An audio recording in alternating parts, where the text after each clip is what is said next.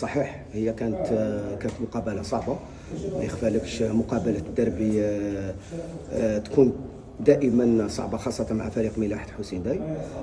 ما يخفالكش باللي اللاعبين بعد النكسه الاخيره ضد شبيبه الابيار، خاصه من الناحيه البسيكولوجيه، تاثروا اللاعبين خاصه من الناحيه البسيكولوجيه. فريق نصر حسيدين انهزم في عقر دارو، جهنا باش يتحصل يا لو كان على نقطه، تمركز في الوراء، هو غلق لنا المنافذ، هو اللي ما صعب لنا المأموريه.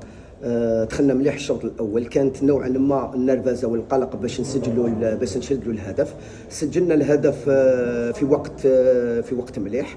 الشوط الثاني تكلمنا مع اللاعبين، قلنا لهم نشدوا الكره، نحودوا على الكره، تحصلنا على ضربه الجزاء ضيعناها. كانت قادر لو سجلنا ضربه الجزاء راح يسهلنا اكثر فاكثر المقابله.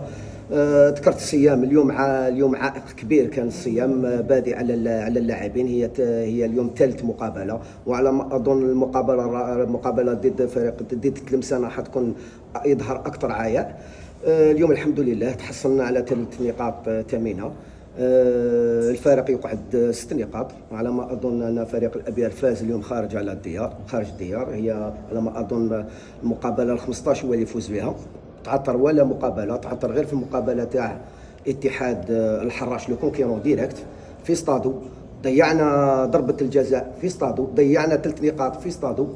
يعني ان شاء الله ما زالت لنا 8 مقابلات راح نلعبهم كما يقول لك بكل قوه.